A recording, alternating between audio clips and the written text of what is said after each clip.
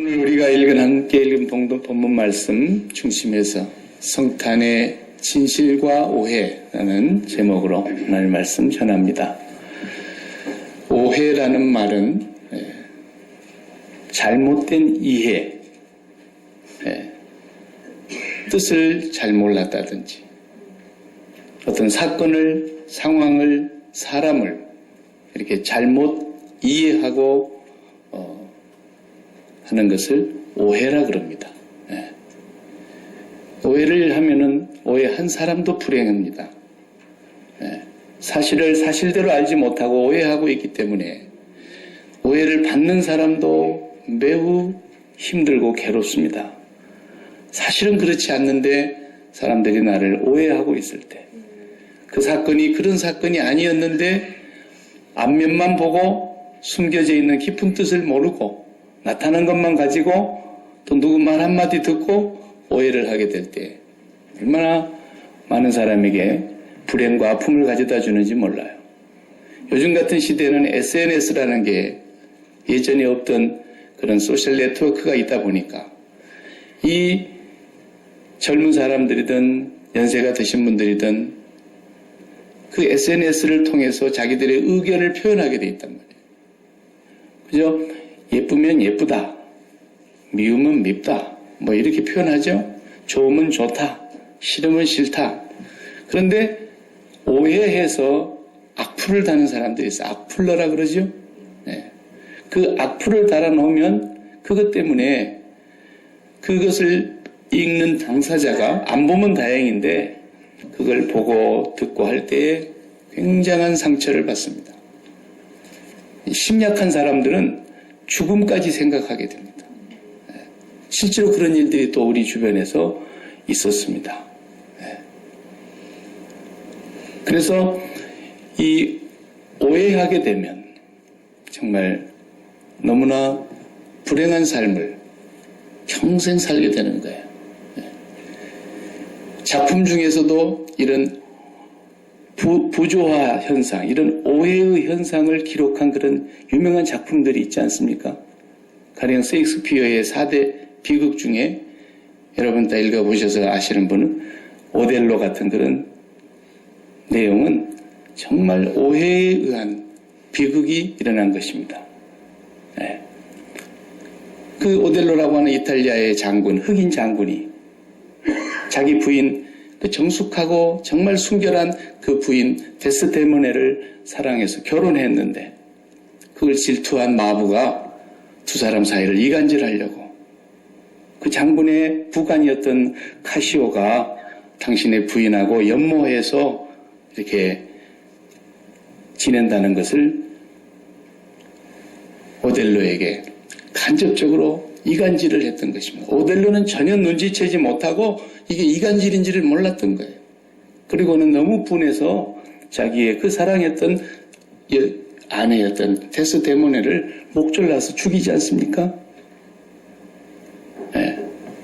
그 연극을 보고 있었던데 연극 속에서도 그런 일화가 있었다 그래요. 그 부관을 연모했던 데스데모네 자기 부인을 오델로가 막 목졸라 죽일 때에 연극을 보던 어떤 할머니가 단으로 뛰어 올라갔대요. 이 바보야, 너 속은 거야 그러면서. 얼마나 답답했으면 연극을 보던 사람이 올라갔겠어요.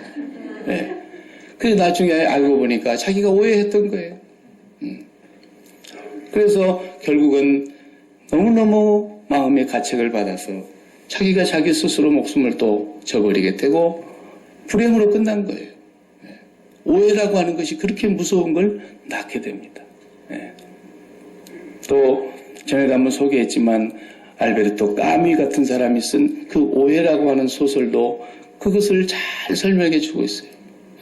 오해해서 그 책에서는 인간의 그 부조리한 악, 탐욕, 그것이 얼마나 큰 불행을 낳는가를 잘 설명해 주려고 실존주의 이 문학가인 까미가 그런 소설을 쓴 거예요. 체코의 저 깊숙한 산골에 어머니와 딸이 단둘이 살아가고 있는데 여관을 경영하면서 이들 모녀지간에는 꿈이 있었어요. 빨리 돈을 벌어가지고 저 남쪽 따뜻한 지중해 쪽으로 가서 좋은 곳에 집을 짓고 바다를 그리고 뜨는 태양을 그리고 그런 게 소원이었어요.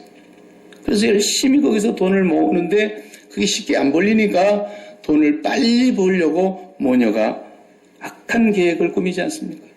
자기 집에 온 손님들을 잘 대접하는 처럼 해가지고 수면제를 타가지고 깊이 잠에 들게 만들어서 그래가지고 그 글품을 다 갈취해내고 그 사람을 깨어나기 전에 강물에 갖다 빠뜨려서 다 버리는 거예요.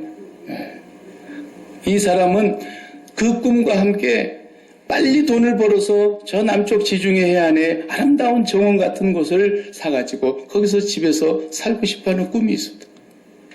그러면서도 또 다른 강렬한 꿈이 하나 있었는데 20년 전에 자기 집을 나간 아들이 돌아오기만을 간절히 기다리는 거예요.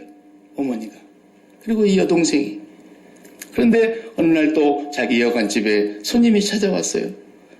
아주 부티나게 입은 손님이 왔는데 또 이 사람을 밤중에 그렇게 죽입니다. 그리고 그 사람에게서 금품을 다 취했는데 그 소지품을 조사하다가 깜짝 놀란 거예요. 꿈에도 그리듯 20년 동안 그렇게 기다렸던 자기의 아들이었던 거예요. 그리고 자기 오빠였던 거예요. 너무너무 괴롭고 비통해서 또 이 모자가 자살로 생을 마감하는 거예요. 까미는 인간의 속에는 누구나 다 행복하기를 원하고 부자 되기를 원하고 그러는데 그 속 안에는 절대로 부자가 될 수 없는 절대로 성공할 수 없는 문제를 인간 스스로가 안고 있다고 하는 것을 그 부조리한 인간을 그 문학을 통해서 표현했던 것이죠. 오해는 엄청난 불신을 낳고 인간 사회를 파괴하고 모두를 다 불행하게 만드는 것입니다. 성탄절에 그런 일이 벌어졌다는 것을 마태는 기록하고 있는 거예요. 마태는 이 성탄절을 예수님 탄생했을 때부터서 쫓아다니면서 기록한 어떤 문학가가 아닙니다. 이분은 본래 세리였고 세상에서 루저와 같은 삶을 살고 손가락질 받던 사람이었습니다. 예수를 만나고 예수님의 제자가 되었고 예수님께서 십자가에 죽으시고 부활하셨습니다. 승천하셨습니다. 그리고 하나님 나라로 돌아간 뒤에 성령이 오셨고 그리고 제자들이 성령의 감동을 받아 예수님에 대하여 쓰기 시작했던 것입니다. 그러니까 마태는 이미 예수님의 십자가의 부활과 십자가에서 죽음과 부활하심과 승천하심을 목도한 사람이에요. 그 상태에서 마태복음을 훗날에 기록하면서 다른 복음서에 나오지 않는 동방박사의 일화를 가지고 오는 거예요. 이것은 구전으로 마리아와 요셉이 동방에서 온 박사들이 예수님 나신 날 그들이 찾아왔던 그것을 구전으로 전해 내려두던 이 자료들을 모아서 마태가 2장에서 이 사건을 기록하고 있습니다. 우리가 어렸을 적에 교회에서 이 성탄절 이브날이 되면은 뭐 하죠? 연극하고 발표회 하잖아요. 그러면 꼭 마지막 클라이막스에는 뭐가 있어요? 연극이 있었어요. 동방박사도 하고 마리아는 누구 할 건가? 요셉은 누구 할 건가 해가지고 얼마나 열심히 했던지 생각이 나요.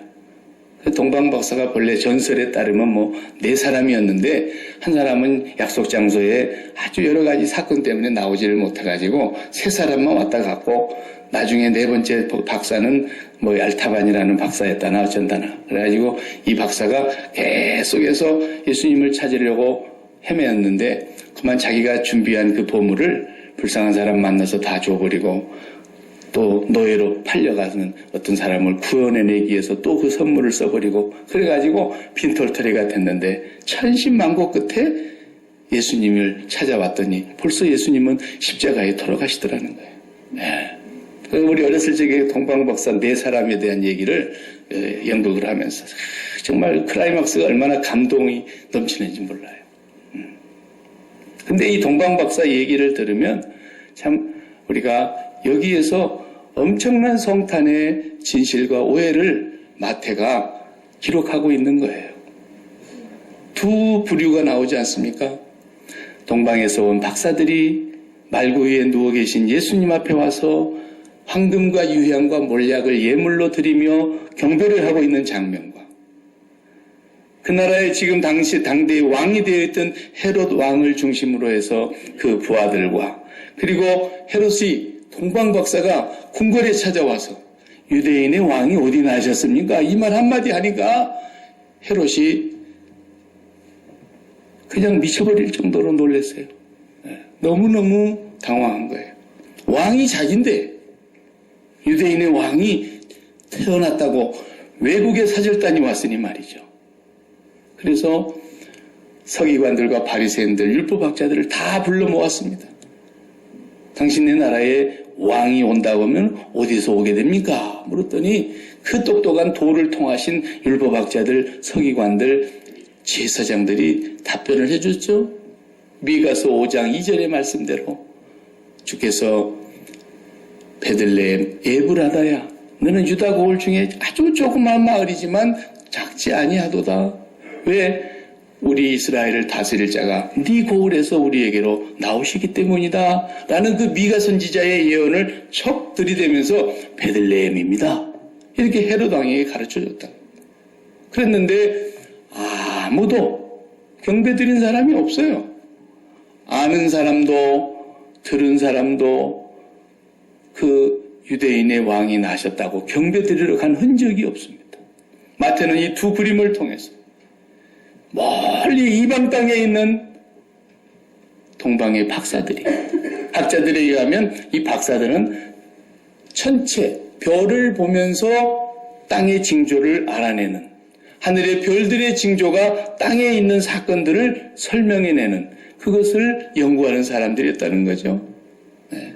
요즘과 같이 무슨 천체 만환경이 있는 것도 아니고 그냥 밤하늘의 별자리를 보면서 그 징조를 풀어내는 사람들이 점성가라는 사람들인데 그 바벨론 쪽에서 왔을 것이다. 이렇게 보고 있죠.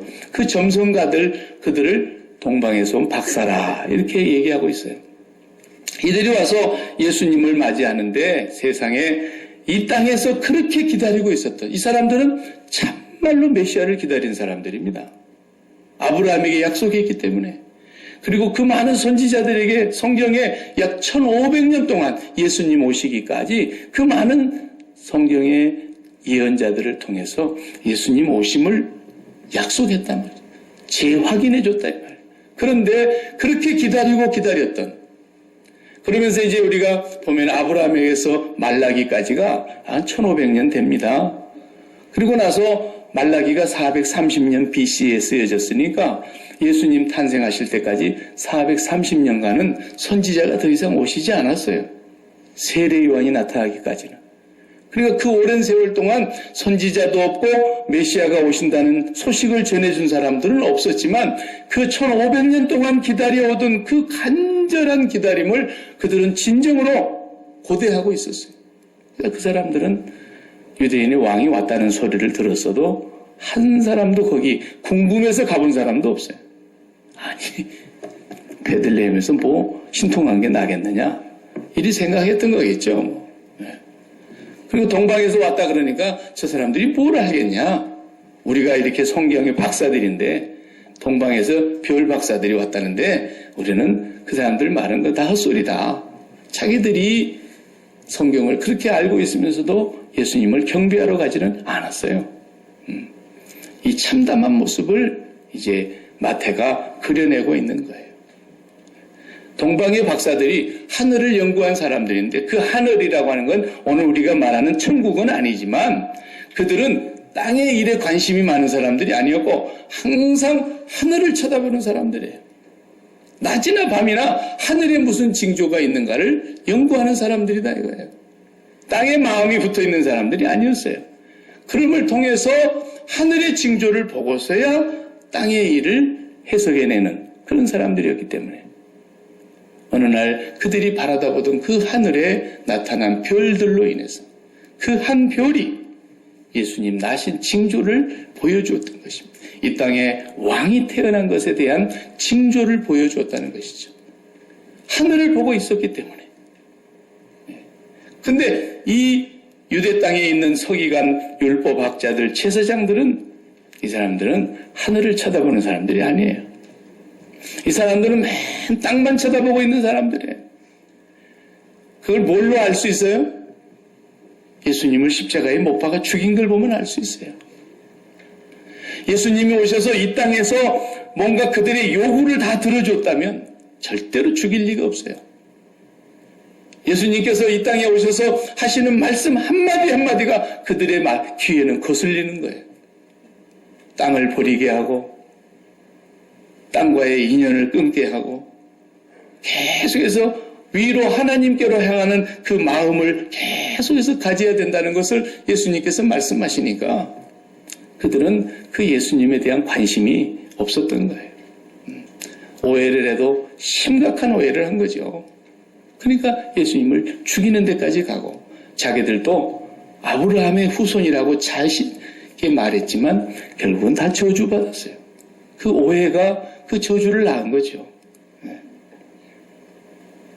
오늘날에도 2000년 이후에 또 성탄절을 맞이하는 지금 우리의 교회들도 이런 오해를 하고 있다는 거예요.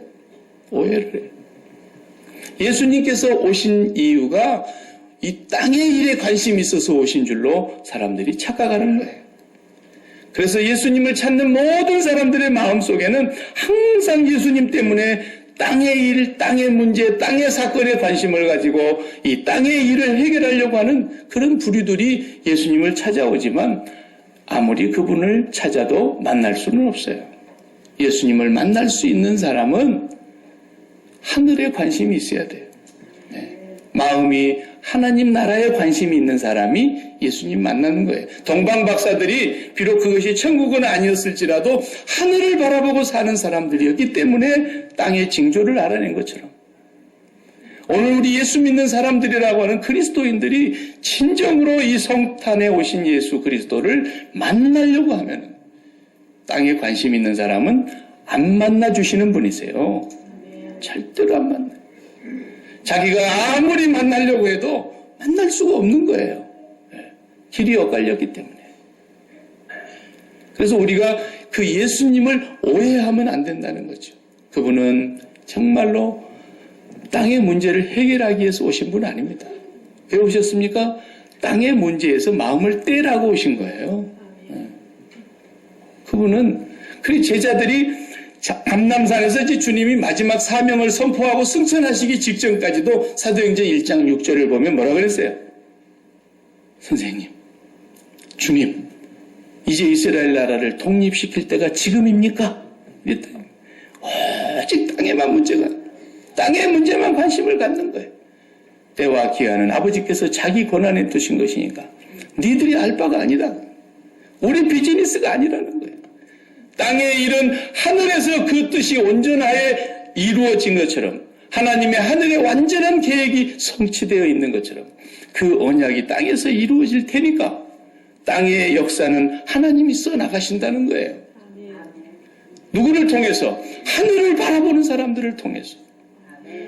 그것이 하나님께서 예수님을 보내신 목적이었고 예수님을 만나는 사람들마다 마음이 세상의 문제에 매여 있어가지고 거기에 포로가 되어 있고 거기에서 자유를 누리지 못하고 갇혀있고 눌려있고 무거운 짐을 멍에를 메고 있는 그 세상의 수많은 죄인들을 그 멍에에서 끌어내고 꺾어지고 그 흉악한 결박을 다 끊어서 하나님께로 훨훨 날아가게 하려고 하는 것인데 끝내 사람들은 예수님을 땅의 문제에 가장 관심이 있는 곳으로 끌고 가려고 그러니까 예수님은 그들과 한 번도 만나진 적이 없습니다. 이것이 성탄절에 이루어진 가장 큰 진실과 오해였던 거예요. 오늘날도 마찬가지예요. 교회는 뭐 하는 곳입니까? 교회가 땅의 문제를 해결해 주는 곳입니까? 예수님이 오셔서 우리가 땅의 소원을 갖고 있는 것들을 성취시켜 주시려고 주님이 오셨냔 말이에요. 땅의 문제의 마음을 다 송두리째 빼앗겨서 한순간도 거기로부터 자유하지 못하고 무거운 멍에를 지고 잠깐 영광을 얻으면 좋은 것 같다가도 그 영광은 풀의 꽃과 같다 그랬지 않습니까? 아무리 아무리 세상에서 찬란한 영광이라 할지라도 잠시 잠깐이라는 걸 우리가 살면서 경험하지 않습니까? 그러나 지극히 높은 곳에서는 하나님께 영광이요. 그 하나님의 영광을 사모하고 그 하나님의 영광을 우리의 마음속에서 제일 1등으로 삼는 사람들이 바로 그 하나님의 기뻐하시는 사람들이고 그 사람들은 이 땅에서 평화를 누릴 것이다 그랬어요. 그 평화가 뭐예요? 한문으로 보면은 평등하다 할 때 평자하고 화목하다 할 때 화자예요. 그 화자를 한문으로 보면 왼쪽에는 우리가 농사 짓을 때 벼 농사 지을 때 벼 화자입니다. 그리고 오른쪽에 입구자가 붙어 있어요. 그러면 쌀을 입으로 넣는 것을 평등하게 해야 된다. 그런 뜻입니다. 그러니까 똑같이 먹고 똑같이 나눠 먹고 그래야지 평등하고 화목하다는 것입니다. 어떤 사람은 많이 먹고 잘 먹는데 어떤 사람은 쫄딱 굶고 이런 세상이 돼가지고 어떻게 평등하겠느냐 평화가 오겠느냐라는 거죠. 그러나 이 세상은 그렇지 않습니다. 왕도 한 사람이면 족하기 때문에 유대인의 왕으로 나신 이가 어디 계십니까? 그러니까 헤롯은 동방 박사들에게 나중에 속은 줄 알고 그때로부터 소급해서 계산해서 2살 아래의 사내 아이들을 베들레헴의 모든 사내 아이들을 다 죽여버리는 끔찍한 살인마가 됐습니다. 땅에서는 내가 영광을 차지해야 되기 때문에 내가 더 배불러야 되기 때문에 내가 더 높이 올라가야 되기 때문에 내가 더 잘 살아야 되기 때문에 모두가 다 그런 생각을 갖고 있기 때문에 평화가 있을 수가 없어요. 그러나 우리 하나님께서 약속하신 예수 그리스도를 통해서 주시는 평화는 모든 사람을 다 배부르게 하실 수 있는 분이세요. 놀랍습니다. 우리 사람은 한 사람을 사랑하면 둘을 사랑하지 못하게 지어놨어요. 둘을 사랑하면 불행하게 지어놨어요. 미스김도 좋아하고 미스리도 사랑하고 그래 봐요. 그냥 불행해지는 거예요. 한 사람만 사랑할 때에 거기서 진정한 행복을 찾게 해놓으셨어요, 하나님.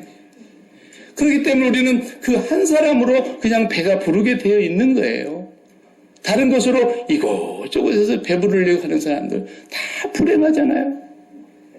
인간은 어쩔 수가 없는 거예요. 유한한 존재이니까. 그러나 하나님 아버지는 우리 주 예수 그리스도는 이 땅에 짐을 받아 오고 오는 모든 백성들을 한 사람도 배고프게 하지 아니하고 만족하게 채워줄 수 있는 그런 분이세요. 아멘. 그분은 전 인구가 다 사랑해도 그분이 마르지를 않아요. 그분의 피가 마르질 않는다고요. 그분의 물은 영원히 우리 속에서 솟아나는 샘물과 같이 솟아난다 그랬어요. 그러니까 수십억의 인구가 하나님을 사랑하면 그 사랑을 받고 느끼는 사람의 심령은 어떤 줄 아세요? 하나님이 이 지구상의 70억 인구 가운데 나보다 더 사랑하는 사람은 없을 거야. 이런 기쁨을 다 느끼는 거예요. 얼마나 놀랍습니까? 그분만이 그런 사랑을 주실 수 있는 절대적인 사랑을 갖고 계신 분이세요. 우리 사람은 그렇게 안 돼요. 자식들도 그냥 누구만 좋아한다 그러고 막 질투를 하고 불평하고 그러잖아요. 요셉처럼. 안 되는 거예요. 그러나 우리 하나님은 그를 믿는 자에게 그 속에서 생수의 강이 흘러나리라.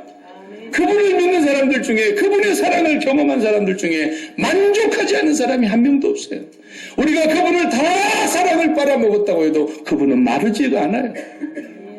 그래서 그분이 사랑하심을 입은 자들은 땅에서 평화를 누릴 거라는 거예요. 땅에서 뭘로 가지고 우리가 평화를 누려요? 땅에서는 절대로 그런 평화가 없습니다. 하나라도 더 쥐어잡으려고 난리를 치고 그러죠. 그렇지 않아요? 아무리 교회에서도 그냥 맛있는 음식이 있으면 하나라도 더 싸가지고 가려고 막 난리를 치는.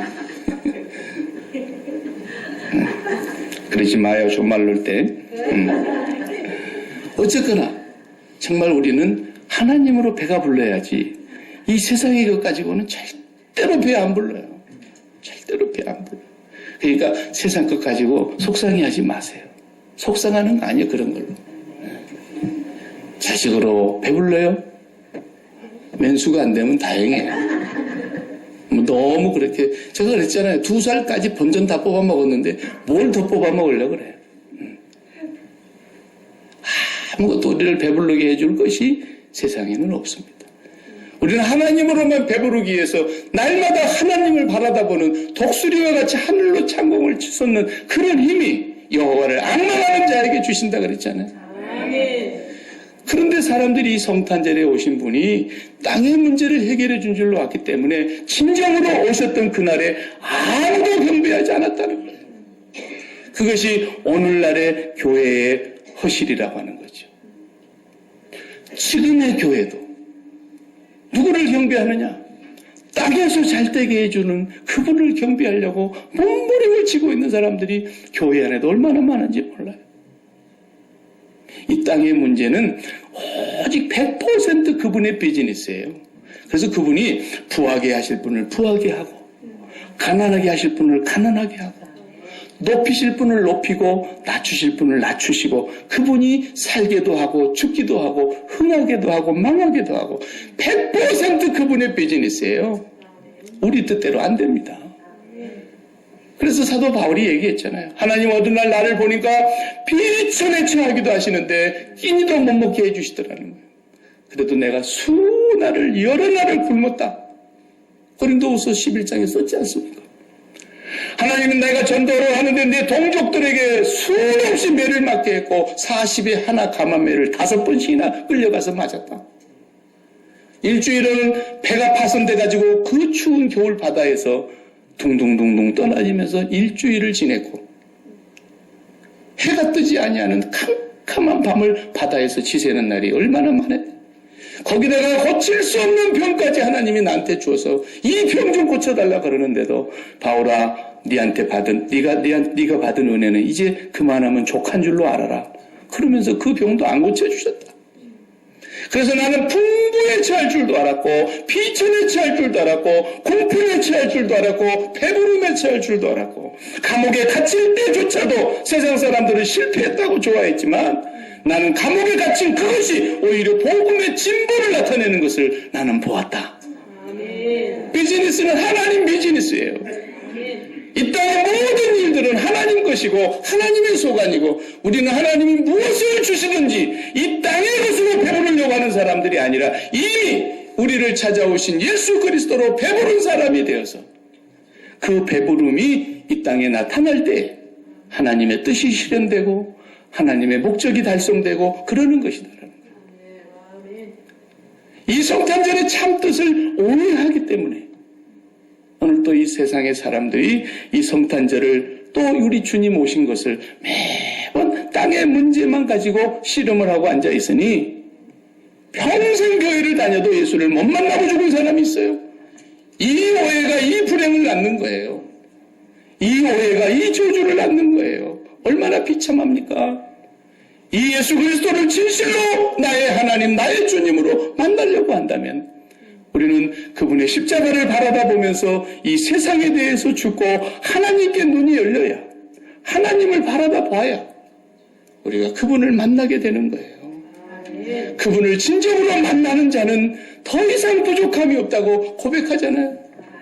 병자로 태어나기조차도 벌써 불구로 태어났어도 그 저주받은 삶이라고 사람들 앞에 드러내놓기도 부끄러운 자식이었지만 그 자식이 예수를 만나니까 하나님은 이렇게 공평하실 수가 있습니까? 이렇게 찬양하잖아요. 하나님을 바라다 보면은 부족함이 없는 거예요. 그 배에서 생수의 강이 흘러나리라고 주님이 언약하신 거예요. 그분을 만나기 위한 성탄절은 땅에 관심을 가진 사람들, 유대인이나 이스라엘의 대제사장, 백성의 모든 율법학자들은 다 저주를 받았어도 오직 하나님 우리 아버지께서 사랑하심을 입은 자들, 하나님을 바라다보는 그 사람들, 하늘의 소망을 두고 사는 사람들, 그 사람들이 진정으로 하늘로부터 참된 평강을 누리게 될 것이라고 천군 천사가 노래했던 것입니다. 이런 성탄절을 우리가 올해도 또 맞이하는 것입니다. 그래서 우리나라의 대한민국의 건국 신화는 당군 신화입니다. 그래서 이제 만들어낸 신화는 모든 나라마다 다 건국 신화가 있죠. 당군 신화의 홍익 인간의 이념을 우리가 이제 반만년의 역사를 가지고 이루어왔다. 이 무당자손이라는 얘기입니다. 쉽게 말하면. 그런데 이제 그것을 역사학자들이 철학적으로 이렇게 해석을 해놓은 글을 제가 좀 본 적이 있는데 재미나요, 그게. 비록 신화지만요, 알잖아요. 곰하고 호랭이하고 그 캄캄한 동굴에 들어가가지고 마늘 20쪽하고 또 뭐야, 쑥 한 자루 하고 그거 가지고 들어와서 그 깜깜한 빛도 없는 동굴에서 100일 동안 갇혀 살면서 그걸만 먹고 100일 동안 참는 동물이 이제 하늘로부터 내려온 환웅과 결혼을 하는 그런 사람이 되는 거예요. 그래가지고 태어난 사람이 단군이라고 이렇게 우리가 이제 배웠지 않습니까? 건국 신화를. 이거 신화예요, 신화. 없는 얘기지만 그 속에서 진리를 하나의 해석으로 내는 사람들의 얘기가 재미나요. 왜 곰이었느냐? 우리는 곰이 미련해서 그랬다고 해서 미련한 사람 보고 곰탱이다 이렇게 얘기하지만 곰이 진짜 영리한 동물입니다, 여러분. 호랭이가 진짜 멍청한 거죠. 그 사람의 해석이 이렇습니다. 곰은 동물들 가운데 직립 동물이 있는가 하면 이렇게 직립하지 못하고 돼지나 이런 것들은 그냥 땅만 이렇게 쳐다보면서 네 발로지 돼지가 막 이렇게 하는 것은 못 봤지 않습니까? 예. 근데 곰은 직립하는 동물이라는 거예요. 이렇게 하면서. 그래서 이 세상의 모든 생물이나 동물이나 보면은 직립해서 하늘을 바라다보는 것이 있는가 하면 평생 땅만 바라보는 게 있다는 거예요. 해석이 글을 써야 되나요? 그러니까 곰이 왜 사람으로 됐느냐? 이 위를 쳐다봤다는 거예요. 위를 쳐다봤다는 거예요. 예수 안 믿는 사람들이 하나의 역사적인 철학적인 해석이지만 거기에 그래도 약간의 진리가 있더라고요. 평생에 땅만 쳐다보는 그것은 누가 가르쳐 준 거예요? 마귀가 가르쳐 준 거거든요. 그래서 바울 사도가 빌립보서 3장 18절에 그랬지 않습니까? 교회를 통해서 교회 안에 있는 성도들에게 편지를 쓰면서 빌립보 교회 성도들이요, 내가 여러분들 가운데 그리스도의 십자가의 원수로 살아가는 사람들을 내가 보았습니다. 내가 그전에도 눈물을 흘리며 말했지만 또다시 내가 눈물을 흘리며 이 편지를 씁니다. 그리스도의 십자가의 원수가 누구냐고 거기 이렇게 해놨잖아요. 그들은 자기들의 신이 배요, 자기들의 영광은 부끄러움에 있고 땅의 일을 생각하는지라 이렇게 되어 있잖아요. 땅의 일만 생각해요. 그 바울 사도는 뭐라고 얘기했어요? 너희가 예수 그리스도와 함께 죽고 예수 그리스도와 함께 살리심을 받았다면 위의 것을 찾으라. 땅에 있는 것, 음란한 것, 땅에 있는 모든 지체를 다 죽이라. 탐심은 우상 숭배니 이것들로 말미암아 하나님의 진노가 임하느니라 그랬잖아요. 이 땅에 탐심을 버리지 못하고 이 땅에다가 마음을 붙이고 이 땅의 문제가 전부인 걸로 살아가는 사람들은 성탄절이 저주의 날인 거예요. 너무너무 불쌍하잖아요. 그러나 이 성탄절을 하늘을 연구하다가 하늘의 별의 징조를 보고 이 땅에 왕이 탄생했다는 것을 깨달았던 통광 박사들처럼 우리가 날마다 하늘을 바라다보는 그 믿음, 여호와 하나님을 앙망하는 그 믿음, 여호와 하나님만을 바라보려고 하다 보니까 우리가 우리 힘으로 안 되는 거예요. 그래서 주님의 십자가를 계속 바라다보면서 묵상하고 또 기도함을 통하여 우리 주님께서 오셔서 이 세상에서 땅의 문제를 풀어주려고 오신 분이 아니라 이 땅의 문제에 묶여 있어서 탈출을 하지 못하고 있는 사람을 땅으로부터 탈출하고 엑소더스하고 세상을 출세시켜 주려는 거 아니라 출세상하게 하려고 오셨다고 주님은 그렇게 말씀하신 거예요. 네. 교회는 이 성탄절을 지키는 사람들은 교회가 뭔 줄을 잘 알아야 돼요. 내년에 우리 교회 표가 반석이 세운 교회입니다. 네. 주님이 세우시는 걸 알았어요. 우리가 세우는 게 아니에요. 내가 이 반석 위에 내 교회를 세우리니 약속했어요. 주님이 세우신 교회가 뭐예요? 주님이 세우신 교회는 그 모든 교회에 들어오는 공동체를 예수 그리스도의 십자가에서 세상을 끝내고 전부 하나님 아버지를 바라다보게 해주는 곳이라 해야 된다는 거예요. 맨날 교회에 오면은 내가 어디다가 집 하나를 사놨는데 많이 올랐대. 이런 거 할렐루야. 이런 사람들이 교회에 와가지고 변화되는 것이에요. 변화되는 것이에요. 목사님 내가 어디에다 땅을 좀 사놨는데 이것이 12배로 튀어가지고요. 어떡하란 말이에요. 헌금도 안 하면서. 교회는 저 김정은이가 우리 고국의 이 김정은이가 북쪽에서 지금 저기 언제까지 하나님 살려두실지는 모르겠지만 저게 지금 그 많은 돈을 다 받아들이고 벌어들이고 모아가지고 자기도 지금 쓸 것을 다 못 쓰면서 핵무기를 만들어낸 거예요. 그 핵무기 하나 쌓아 올리는데 제대로 된 핵무기를 쌓아 올려가지고 목표 지점까지 정확하게 타격하는 데 들어가는 비용이 한 1조 든대, 한국 돈으로. 1조, 1000억 달러. 1000억 달러. 1000억도 많은데 1000억 달러라고요. 그렇게 많은 돈을 들여가지고 이렇게 쏘아 올린단 말이에요. 근데 제가 새벽 시간에도 잠깐 얘기했지만 이게 그 길다랗게 미사일의 길이가 100m가 넘습니다, 여러분. 애들 갖고 노는 장난감이 아니에요. 수십 톤입니다. 그 뒤에 그 길다란 대롱이 다 뭐냐? 그 높은 곳으로 쏘아 올려서 목적지까지 쓰는 연료입니다, 연료. 그 연료비가 그렇게 많이 든다는 거예요. 그래서 한참 일정한 목표까지 올라가도록 밑에서 막 불꽃을 뿜어내면서 밀어 올리지 않습니까? 그 1단계가 다 연료통이 타면은 자동으로 딱 분리되게 해놨어요. 그리고 2단계 불이 쫙 점화되면서 다시 2단계 연료로 또 올라가는 거예요. 그리고 2단계 연료를 다 태우면 또 점화되고 딱 분리되면서 3단계까지 끌어올리는 거예요. 그래가지고 마지막 고도 목표 지점에 딱 올려놓으면은 그때 이제 목적지로 찾아가는 거예요, 얘가. 예. 근데 거기에 들어가는 비용이 그렇게 많다는 거예요. 그런데도 그 많은 돈이 1단계 떨어져 나가고 2단계 떨어져 나가고 3단계 떨어져 수천억이 떨어져 나가는데도 딱 좋다고 박수를 치는 거예요. 왜? 목표 지점에 올라가기 때문인 거죠. 그렇게 돈을 들여도 목표 지점에 못 올라가면 실패한 거죠. 교회가 그런 곳이에요. 교회는 우리가 이 세상에 온 천하를 주고도 바꿀 수 없는 가장 귀한 것이 목숨이라 그랬는데 그 목숨보다도 더 소중한 우리의 영혼이 아버지의 나라 천국에까지 올라가야 되기 때문에 우리가 이 땅에서 지속적으로 교회는 미사일을 쌓아 올리는데 천국까지 도달하기 위한 미사일을 쏘는 거예요, 지금.